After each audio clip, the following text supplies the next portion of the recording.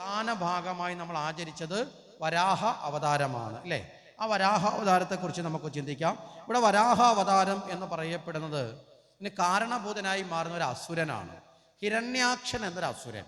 ഈ ഹിരണ്യാക്ഷൻ എന്ന് പറയുന്ന അസുരൻ ഭൂമിയെ അപഹരിച്ചു. എന്തുകൊണ്ടാണ് ഭൂമിയെ അപഹരിച്ചത്?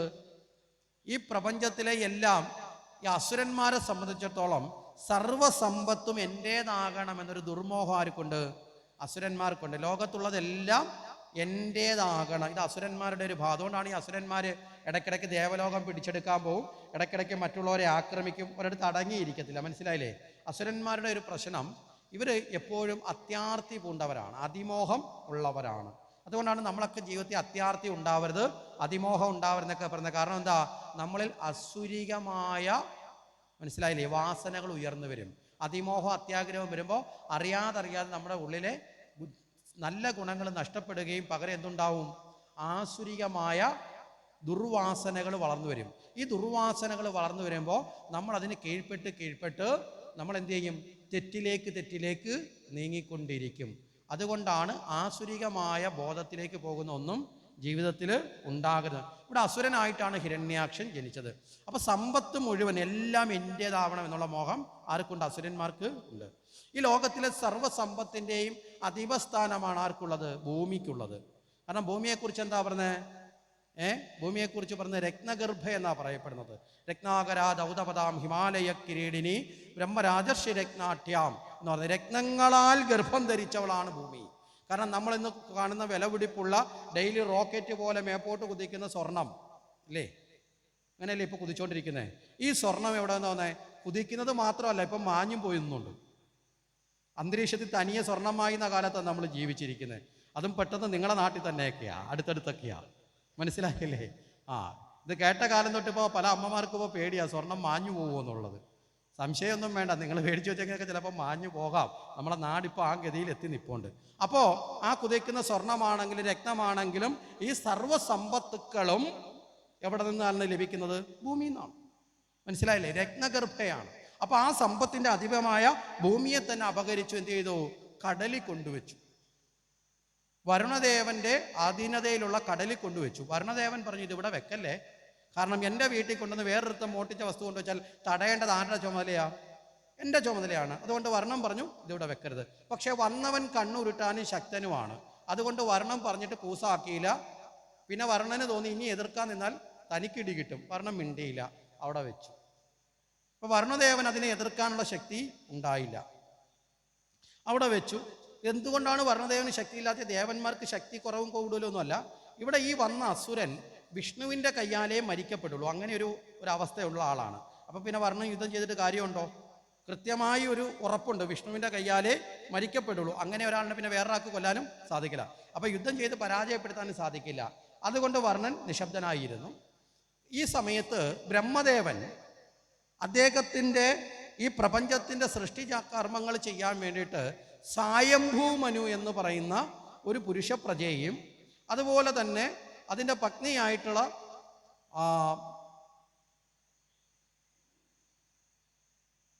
പേര് പെട്ടെന്ന് വരുന്നില്ല, സായംഭൂ മനുവും ശതരൂപദേവിയെയും ഇവിടെ എന്ത് ചെയ്തു? പ്രപഞ്ചത്തിലേക്ക് സൃഷ്ടിച്ചു. എന്നിട്ട് അവരോട് പറഞ്ഞു, നിങ്ങൾ ഭൂമി പാലനം നടത്തുക എന്ന് പറഞ്ഞ് അവരെ അയച്ചു. പ്രജാതൽപരരായി ഭൂമി പാലനം നടത്താൻ അയച്ചു. ഇവർ രണ്ടുപേരും കൂടി ബ്രഹ്മാവിൻ്റെ അനുവാദമൊക്കെ വാങ്ങി ഭൂമിയെ കാണാൻ വേണ്ടി വരുമ്പോൾ ഭൂമിയെ കാണുന്നില്ല. ഭൂമിയെ അന്വേഷിച്ച് ഇവർ കുഴഞ്ഞു. ഇവർ തിരിച്ച് ബ്രഹ്മാവിൻ്റെ അടുത്തെത്തിയിട്ട് പറഞ്ഞു, ബ്രഹ്മദേവ, അങ്ങ് പറഞ്ഞു ഭൂമി പാലനം നടത്താൻ, പക്ഷേ ഈ ഭൂമിയെ ഞങ്ങൾ എവിടെ അന്വേഷിച്ചിട്ടും കാണുന്നില്ല എന്ന് പറഞ്ഞു. ആ സമയത്ത് ബ്രഹ്മദേവൻ മനസ്സുകൊണ്ടൊന്ന് സ്മരിച്ചു, ഇതെന്താണ് സംഭവിച്ചത്? ഭൂമിയെ സൃഷ്ടിച്ചതാണല്ലോ താൻ, ഇതെന്താണ് സംഭവിച്ചതെന്ന് ആലോചിച്ചപ്പോഴാണ് ഇതാ ഒരു അസുരൻ ഇതിനെ അപഹരിച്ച് കടലിൻ്റെ അടിയിൽ കൊണ്ടുവച്ചിട്ടുണ്ട് എന്ന് ആർക്ക് മനസ്സിലായി? ബ്രഹ്മാവിന്. ഈ അസുരനെ നിന്ന് ഇത് നേടിയെടുക്കാൻ ആർക്കേ സാധിക്കൂ? സാക്ഷാൽ ശ്രീഹരി നാരായണന് മാത്രമേ സാധിക്കൂ, വൈകുണ്ഠനാഥന് മാത്രമേ സാധിക്കുള്ളൂ എന്നറിയുന്ന ബ്രഹ്മദേവൻ എന്ത് ചെയ്തു? ഭഗവാൻ വിഷ്ണുവിനെ സ്മരിച്ചു. ആ ഭഗവാനെ സ്മരിച്ച സമയത്ത് ബ്രഹ്മാവിൻ്റെ മൂക്കിൽ നിന്ന്, നാസികയിൽ നിന്ന് ഒരു ചെറുവിരലിൻ്റെ തുമ്പ് പോലെയുള്ള ഒരു ചെറു രൂപം പുറത്തേക്ക് തെറിച്ചു. ആ പുറത്തേക്ക് വീണ ചെറു രൂപം നിമിഷം കൊണ്ട് തന്നെ വലിയ ഭീമാകാരമായ വിശ്വം നിറയുന്ന ഒരു വലിയ രൂപത്തിലേക്ക് മാറി, യജ്ഞവരാഹമായി മാറി. മനസ്സിലായില്ലേ? ഒരു ചെറു രൂപം, അതായത് ഭഗവത് സ്വരൂപത്തെക്കുറിച്ച് പറയുമ്പോൾ ഉപനിഷത്തുക്കൾ പറയും അരോരണീയം മഹതാം മഹത്. അണുക്കളിൽ വെച്ച് ഏറ്റവും ചെറുതും വലിപ്പത്തിൽ വെച്ച് ഏറ്റവും വലുതുമാരാ? ഈശ്വരൻ തന്നെയാണ്. മനസ്സിലായില്ലേ? ഏറ്റവും സൂക്ഷ്മമായതും ഈശ്വരനാണ്, ഏറ്റവും വലുതായതും ഈശ്വരൻ തന്നെയാണ്. അതുകൊണ്ട് ഏറ്റവും ചെറിയ രൂപത്തിൽ നിന്ന് ഏറ്റവും വലിയ രൂപത്തിലേക്ക് ഭഗവാന് പരിണമിക്കാൻ പ്രയാസം വല്ലതും ഉണ്ടോ? ഒരു പ്രയാസമില്ല. ഇത് രണ്ടും ഭഗവാന്റെ സ്വരൂപമാണ്. അപ്പൊ ചെറു രൂപത്തിൽ പുറത്തു വന്നു, വലിയ രൂപത്തിലേക്ക് മാറി, യജ്ഞവരാഹമായി മാറി, പ്രപഞ്ചം നിറയുന്ന വലിയ ഭീമാകാര സ്വരൂപനായി മാറി. വരാഹം എന്ന് പറഞ്ഞാൽ എന്താ? വരാഹം അതിന്റെ മലയാളം വാക്കാ ചോദിച്ചത്. വരാഹം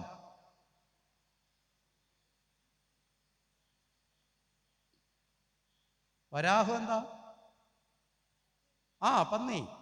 എന്നെ വിളിച്ചല്ലോ, വെളിയിൽ നിന്നുള്ള വിളിയുടെ ശക്തി കേട്ടപ്പോൾ ഒരു സംശയം. വരാഹം എന്ന് പറഞ്ഞാൽ പന്നി എന്നാണ് അല്ലേ? അപ്പൊ ഒരു വലിയ പന്നിയുടെ രൂപത്തിൽ മാറി, തേറ്റയോടുകൂടി. എന്തിനാ ഈ പന്നി രൂപം? ഭഗവാൻ എത്ര സുന്ദരമായ രൂപം ധരിക്കാം.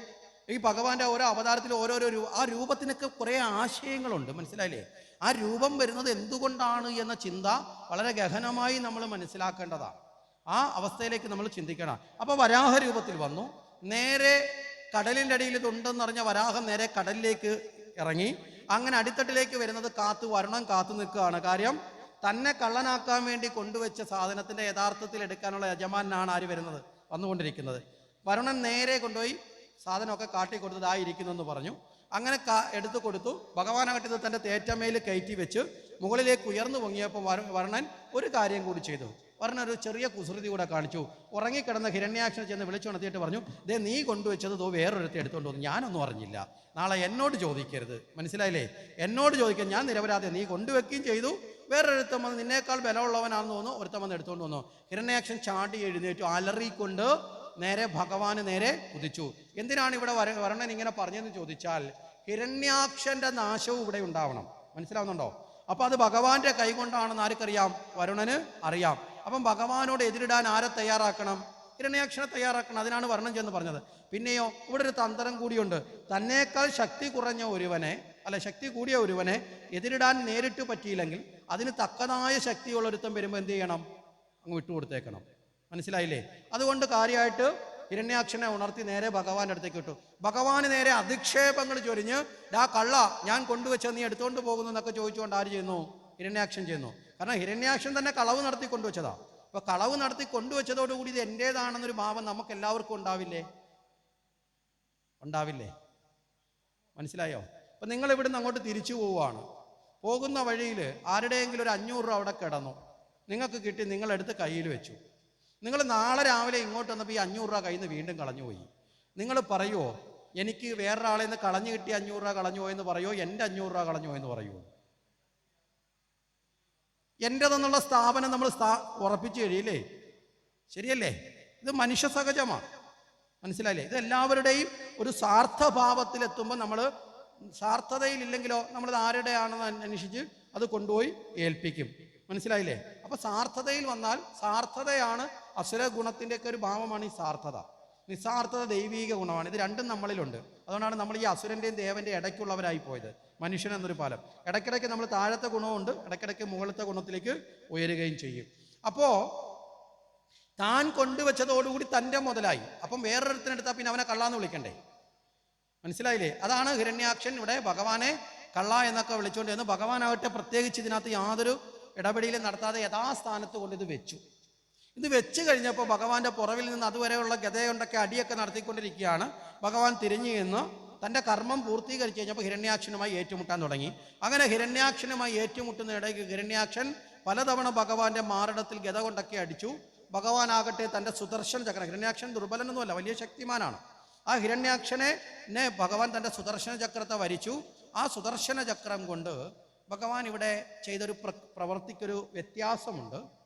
ആ സുദർശന ചക്രം കൊണ്ട് ഹിരണ്യാക്ഷന്റെ ഗത മുറിച്ചു കളഞ്ഞു. സാധാരണഗതിയിൽ സുദർശന ചക്രം വരുത്തിയാൽ ഛേദിക്കാൻ പറ്റുമെന്നാണ് നമ്മൾ ഇതുവരെ വിശ്വസിക്കുന്നില്ലേ? ഇവിടെ സൂക്ഷ്മമായി നമ്മൾ മനസ്സിലാക്കിയാൽ ഗത മുറിച്ചു കളഞ്ഞു, കൊന്നില്ല. എന്നിട്ടോ പുറങ്കാല് കൊണ്ട് അടിച്ചു കൊന്നു. ചക്രം കൊണ്ട് കൊന്നില്ല, ഗദ മുറിച്ചിട്ട് പുറങ്കാല് കൊണ്ട് അടിച്ചു കൊന്നു. ഇവിടെ എന്താണ് ഈ ഇങ്ങനെയൊക്കെ കൊല്ലുന്നതിൻ്റെ തലം എന്നുകൂടി നമുക്ക് മനസ്സിലാക്കാം. ഇവിടെ ഈ ഹിരണ്യാക്ഷൻ എൻ്റെ പേരിൻ്റെ അർത്ഥം എന്താ?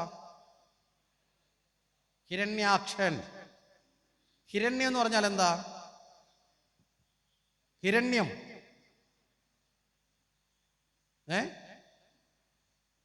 മാനോ?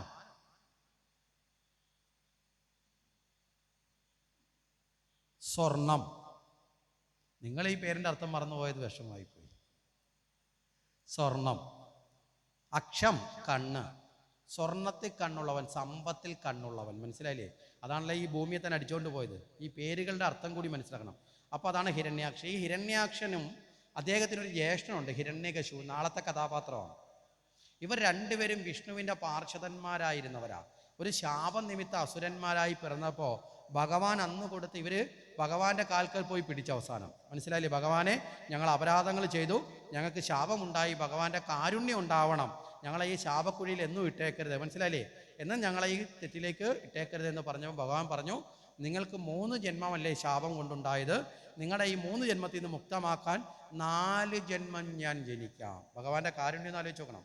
ആ ഭഗവാനാണ് ഇവിടെ വരാഹത്തിലും നരസിംഹ രൂപത്തിലും ഇന്നും നാളെയും ഒക്കെ ആയിട്ട് പറയപ്പെടുന്നത്. അത് കഴിഞ്ഞാൽ ഭഗവാൻ വരുന്നു. ഇവർ തന്നെയാണ് രാവണ കുംഭകർണന്മാരായി ജനിച്ചത്. അന്ന് രാമനായി വന്നു. അത് കഴിഞ്ഞ് ശിശുപാല ദന്തഭക്തനായി വന്നപ്പോൾ ശ്രീകൃഷ്ണനായി ഭഗവാൻ വരുന്നു. അങ്ങനെ 4 ജന്മം ഭഗവാൻ ഇവരെ ഉദ്ധരിക്കുന്നതിന് വേണ്ടി വന്നിട്ടുണ്ട്. അതിലെ ഇളയാളാണ് ആര്? ഹിരണ്യാക്ഷൻ. അപ്പോൾ ആ ശാപത്തിൻ്റെ കഥയൊക്കെ നമുക്ക് നാളെ ചർച്ച ചെയ്യാം. അപ്പോൾ ഇവിടെ ആ ഹിരണ്യാക്ഷനെയാണ് ഭഗവാൻ വധിക്കാൻ വേണ്ടി വന്നത്. അപഹരിച്ചുകൊണ്ട് പോയത് എന്തിനെയാണ്? ഹിരണ്യാക്ഷൻ അപഹരിച്ചുകൊണ്ട് വെച്ചത് എന്തിനെയാണ്? ഭൂമിയെയാണ്, അല്ലേ? ഭൂമി പഞ്ചഭൂതങ്ങളിൽ ഒന്നല്ലേ? അല്ലേ? ഏതൊക്കെയാ പഞ്ചഭൂതങ്ങൾ? പഞ്ചഭൂതങ്ങൾ ഏതൊക്കെയാ? ഉറക്കെ പറയണം. ഞാൻ ഉച്ചയ്ക്കേ പറഞ്ഞു, ചുണ്ടനക്കരുത്. ഏതൊക്കെയാ?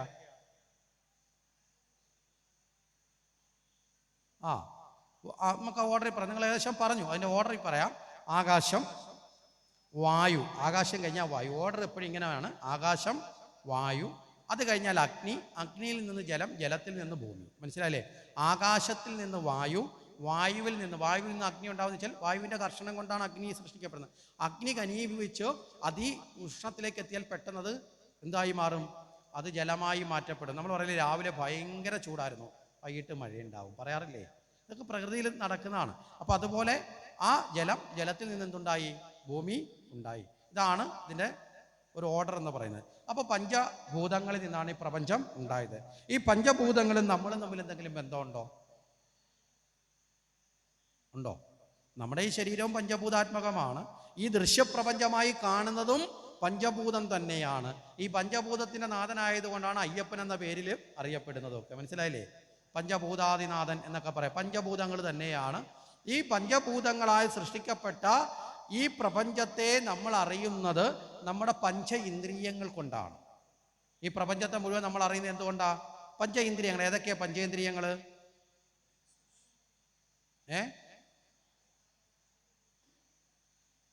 പഞ്ചേന്ദ്രിയങ്ങൾ ഏതൊക്കെയാ?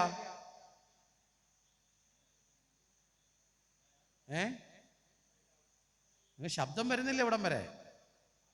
കണ്ണ്, നാക്ക്, മൂക്ക്, ത്വക്ക്, ചെവി, ഇതാണ് പഞ്ചേന്ദ്രിയങ്ങൾ. ഈ പഞ്ചേന്ദ്രിയങ്ങളും പഞ്ചഭൂതങ്ങളും തമ്മിലൊരു കണക്ഷനുണ്ട്. അതുകൊണ്ടാണ് ഈ പഞ്ചഭൂതാത്മകമായ പ്രപഞ്ചത്തെ പഞ്ചേന്ദ്രിയങ്ങളിലൂടെ അനുഭവിക്കാൻ നമുക്ക് സാധിക്കുന്നത്. ആകാശത്തിൻ്റെ പ്രധാന ഗുണം എന്താ? പ്രധാന ഗുണങ്ങളെ തന്മാത്ര എന്ന് പറയും ഒരു ചാർട്ട്. അതായത് പഞ്ചഭൂതങ്ങൾ, പഞ്ചതന്മാത്രകൾ, പഞ്ചജ്ഞാനേന്ദ്രിയങ്ങൾ, ഇങ്ങനെ ഒരു 3 ചാർട്ട് കൃത്യമായി മനസ്സിലാക്കി വെക്കുക. ആകാശത്തിൻ്റെ പ്രധാന ഗുണം ശബ്ദം. ആകാശത്തിലൂടെയാണ് ഈ ശബ്ദങ്ങളൊക്കെ വ്യവഹരിക്കുന്നത്. അപ്പോൾ ശബ്ദമാണ്. ശബ്ദത്തെ ഉൾക്കൊള്ളുന്ന ഇന്ദ്രിയം ഏതാ? കാത്. മനസ്സിലായില്ലേ? രണ്ടാമത്തത് വായു. വായുവിൻ്റെ പ്രധാന ഗുണം എന്താ? സ്പർശം. സ്പർശത്തെ ഉൾക്കൊള്ളുന്ന ഇന്ദ്രിയം ഏതാ? ത്വക്ക്. മൂന്നാമത്തത് ഏതാ? അഗ്നി. അല്ലേ? അഗ്നിയുടെ പ്രധാന ഗുണം എന്താ? അഗ്നിയുടെ പ്രധാന ഗുണം നമ്മൾ അടുത്ത് പോയി തൊട്ടിട്ട് വന്ന് പറയും ചൂടാണ്. അതല്ല. ഈ അഗ്നി ഇവിടെ ഇരിപ്പുണ്ട്. അവിടെ ദൂരെ നിന്ന് നോക്കുന്ന ഇതിൻ്റെ ചൂടോ വെളിച്ചോ വല്ലതും പ്രശ്നമുണ്ടോ? ഇല്ല. രൂപമാണ്. എത്ര ദൂരത്തായാലും അഗ്നിയെ നമുക്കറിയാൻ സാധിക്കും. പക്ഷേ അഗ്നിയുടെ പ്രധാന ഗുണം രൂപമാണ്. അതുകൊണ്ടാണ് നമ്മൾ ദീപം ദർശയാമി എന്നാണ് നമ്മുടെ ശാസ്ത്രം. നമ്മുടെ യഥാർത്ഥ ശാസ്ത്രം ദീപം, ക്ഷേത്രത്തിലെ പൂജാതി കാര്യങ്ങൾ ദീപം ദർശയാമി എന്നാണ്. പക്ഷേ ഇപ്പോഴും കർപ്പൂരം കത്തിച്ചത് കൈ കൊണ്ടിട്ട് പൊള്ളിച്ചില്ലെങ്കിൽ നമുക്കൊരു ഉറക്കം വരത്തില്ല. മനസ്സിലായില്ലേ? യഥാർത്ഥത്തിൽ കർപ്പൂരത്തിൽ കൈ കൊണ്ട് തൊഴേണ്ട ആവശ്യമില്ല, ദർശിച്ചാൽ മതി. ചിലർക്ക് ഈ ചൂടടിച്ചാലേ ഒരു സുഖം വരത്തുള്ളൂ. ഈ ചൂടടിക്കുന്ന സമയത്ത് ശ്രദ്ധിക്കുക, ഇന്ന് നല്ല കർപ്പൂരം പോലും അല്ല പലയിടത്തും കിട്ടുന്നത്. ഇത് കത്തി വരുന്ന കറുത്ത പുക വാരി വായിലൂടെ മൂക്കിലൂടെ അകത്തോട്ട് പിടിച്ച് കയറ്റിയാൽ ഇല്ലാത്ത പല രോഗവും വരാൻ സാധ്യതയുണ്ട്. ദൈവത്തിനെ കുറ്റം പറയരുത്. പിന്നെ നമ്മൾ തന്നെ മനുഷ്യരുണ്ടാക്കുന്ന മായങ്ങളൊക്കെ ചേർന്ന അല്ലേ സാധനം തന്നെയാണ് വരുന്നത്. ഇപ്പോൾ ഈ കത്തുന്ന നിലവിളക്കിലെ എണ്ണയുടെ ആ കറുപ്പ് മേളിലോട്ട് വരുമ്പോൾ തന്നെ നമുക്ക് കാണാൻ സാധിക്കും ഈ കത്തുന്ന എണ്ണ. അതങ്ങനെയാണ്, കാലം ഇന്ന് അങ്ങനെയാണ്. സർവ്വതിലും മായം ചേർത്ത് അല്ലേ എല്ലാം അങ്ങനെയാക്കി. അപ്പോൾ ആ ചിലരൊക്കെ കൊച്ചു കുട്ടികളെ കൊണ്ടുപോയി കർപ്പൂരത്തിലൊക്കെ ചുട്ട് കൈയൊക്കെ പിടിച്ചങ്ങോട്ട് വെച്ചിട്ട് പിടിക്കുന്ന ആൾക്കാരുണ്ട്. ദൈവം സഹായിച്ചത് ചെയ്യരുത്. കാരണം കർപ്പൂരം ദർശിച്ചാൽ മതി. ഇപ്പോൾ യജ്ഞശാലയിൽ നിന്ന് അതുകൊണ്ടാണ് കർപ്പൂരം കത്തിച്ച് കാണിക്കുന്നത്. അത്രയേ ഉള്ളൂ. കർപ്പൂരം എത്രയാണെങ്കിലും നമ്മൾ കണ്ടു തൊഴുതുക, അത്രയേ ഉള്ളൂ. കർപ്പൂരം അപ്പോൾ ദീപമാണ് ദർശിക്കുക. അപ്പോൾ അതിൻ്റെ ഇന്ദ്രിയ ഏതാ? കണ്ണ്. ഇനി ജലത്തിൻ്റെ ഇന്ദ്രിയ ഏതാ? ജലത്തിൻ്റെ പ്രത്യേക ഗുണം എന്താ? രസനമാണ്. അതിൻ്റെ ഇന്ദ്രിയം നാവ്, രുചിക്കുന്നത്.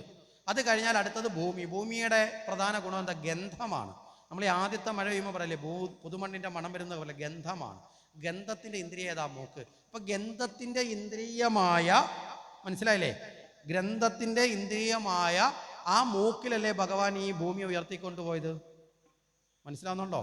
ആ ഭൂമിയെ ഉയർത്താൻ വന്ന ഭഗവാനും ഏറ്റവും ശക്തമായ പന്നിയുടെ അവയവം ഏതാ? പന്നിയുടെ ഏറ്റവും ശക്തമായ അവയവം ഏതാ? കാലോ? തേറ്റയാണ്. തേറ്റ അല്ലേ? അതുകൊണ്ടല്ലേ അത് ഇടിച്ച് തെറിപ്പിക്കുക ചെയ്തത്. തേറ്റ വളരെ ശക്തി. അതുകൊണ്ടാണ് ഈ മണ്ണ് കുഴിക്കുകയൊക്കെ ചെയ്ത്. തേറ്റയാണ്. മനസ്സിലായില്ലേ? അപ്പൊ ഇവിടെ പഞ്ചഭൂതവും പഞ്ചേന്ദ്രിയങ്ങളും തമ്മിലുള്ള വ്യവസ്ഥയെക്കുറിച്ച് ചിന്തിപ്പിക്കാനും കൂടിയിട്ടാണ് ഭഗവാന്റെ വരാഹ അവതാരം. പിന്നെ ഭൂമി പാലകനാണ് ആര്? ഭഗവാൻ. അപ്പൊ ഭൂമിയുടെ ഗുണം, ഒന്നിനെ പാലിക്കുന്നവൻ, അതിൻ്റെ ഗുണത്തെ നിലനിർത്തുന്നവനാണ് അതിൻ്റെ പാലകൻ. മനസ്സിലായില്ലേ?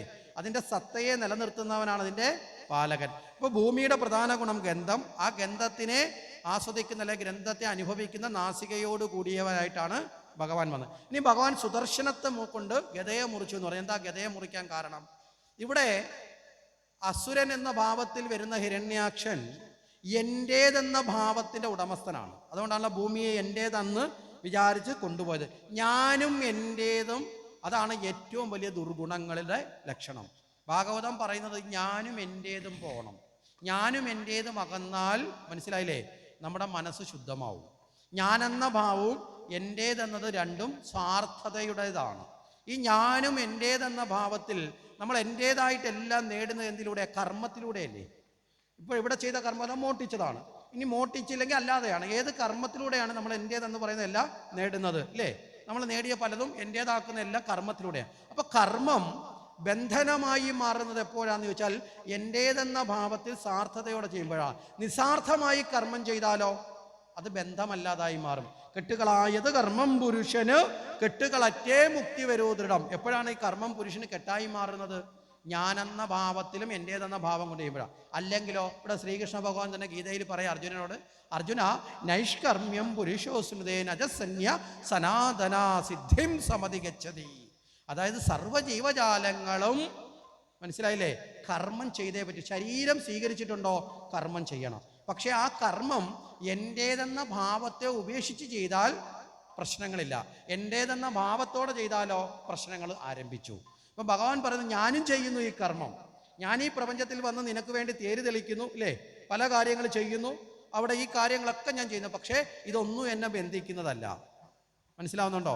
ഇതൊന്നും ഞാനെന്ന ഭാവത്തിലും അല്ല ചെയ്യുന്നത്. അപ്പൊ ലോക വ്യവഹാരത്തിൽ നിലനിൽക്കുന്നത് കൊണ്ട് ശരീരം സ്വീകരിച്ചുകൊണ്ട് ചെയ്യുന്നതിനപ്പുറം കർമ്മണ്യേവാധിഹാരസ്തേ മാമ്പലേഷു കഥാചന, ഞാൻ ഒന്നിൻ്റെയും ഫലം ആഗ്രഹിക്കുന്നില്ല. വരികയോ പോവുകയോ ഒന്നും എനിക്ക് പ്രശ്നമില്ല. വന്നാൽ വന്നു, പോയാൽ പോട്ടെ എന്നുള്ള നിലയിൽ ആണ് ഞാൻ നിലനിൽക്കുന്നത്. ഇതൊക്കെ വളരെ സുവ്യക്തമാണ്. അപ്പോൾ ഇവിടെ നിസ്സാർത്ഥമായ കർമ്മത്തിലേക്ക് എത്തിക്കാൻ കർമ്മബന്ധത്തിൻ്റെ പ്രതീകമാണ് ഗത. ഗത എപ്പോഴും എന്തിൻ്റെയാണ്? ആധിപത്യത്തിൻ്റെതാണ് അല്ലേ. മറ്റുള്ളവരെ ആക്രമിക്കാനും അടിച്ചമർത്താനും അല്ലേ ഗത ഉപയോഗിക്കുന്നത്. അല്ല രാത്രി തലയ്ക്ക് പകരം തലയണയ്ക്ക് പകരം വെച്ചുകൊണ്ട് കിടക്കാനാണോ? രാവിലെ കഞ്ഞി കുടിക്കാൻ വേണ്ടി കോരി കുടിക്കാനാണോ ഗത? ഗത എന്തിനാ കൊണ്ട് കിടക്കുന്നത്? ആധിപത്യത്തിന്റെ പ്രൗഢിയുടെ പ്രതീകം. അപ്പൊ കർമ്മബന്ധത്തെ മുറിച്ച് എന്തുകൊണ്ട്? സുദർശനം കൊണ്ട്. ഇത് രണ്ടും ഭഗവാന്റെ കൈകളിൽ തന്നെ ഉള്ള സാധനമാണ്, ഗദയും ചക്രവും. മനസ്സിലായില്ലേ? ഭഗവാന്റെ കൈകളിൽ നിസ്സാർത്ഥമായതുകൊണ്ട് അത് കർമ്മയോഗമാണ്. അസുരന്റെ കൈകളിൽ വന്നപ്പോൾ സാർത്ഥത വന്നതുകൊണ്ട് അത് കർമ്മബന്ധനമാണ്. വ്യത്യാസം മനസ്സിലായേ?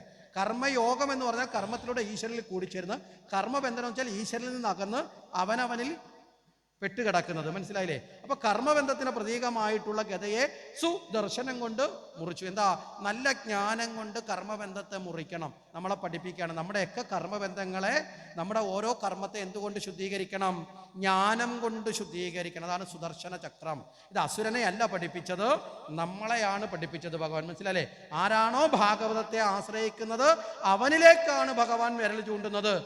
ഈ കർമ്മബന്ധങ്ങളെ അകറ്റാൻ ജ്ഞാനമുണ്ടാകണം. മനസ്സിലാവുന്നുണ്ടോ? ജ്ഞാനത്തിലേക്ക് എത്താൻ ഭക്തി ഉണ്ടാകണം. അപ്പൊ അത് കഴിഞ്ഞ് പുറങ്കാല് കൊണ്ട് അടിച്ചു കൊന്നു. എന്താ പുറങ്കാല് കൊണ്ട് അടിച്ചു കൊന്നത്? ഈ എൻ്റേതെന്ന ഭാവം ജീവിതത്തിൽ ഒരിക്കലും ഉണ്ടാകും. നമ്മൾ പറയില്ലേ, നിഷേധിക്കുമ്പോഴല്ലേ നമ്മൾ പുറങ്കാൽ എന്നൊക്കെ പറയുന്നത്? പുറം കൈ കൊണ്ട് തട്ടിക്കളഞ്ഞു. എന്താ? നിഷേധിച്ചു. അതുപോലെ ഒരിക്കലും എൻ്റേതെന്ന ഭാവം ജീവിതത്തിൽ വരാതിരിക്കാൻ, എൻ്റേതെന്ന ഭാവത്തെ ഒഴിവാക്കാൻ നമ്മൾ പരിശ്രമിക്കണം. അതുകൊണ്ടാണ് പുറങ്കാല് കൊണ്ട് ഭഗവാൻ ചവിട്ടിത്തെറിപ്പിച്ചതുപോലെ എൻ്റേതെന്ന ഭാവത്തെ എപ്പോഴും നമ്മൾ പുറങ്കാല് കൊണ്ടോ പുറം കൈ കൊണ്ടോ എന്ത് ചെയ്യണം? ആട്ടി നമ്മളിൽ നിന്ന് അകറ്റി നിർത്തേണ്ടതുണ്ട് എന്ന ഈ ഭാഗം കൂടി പറഞ്ഞ്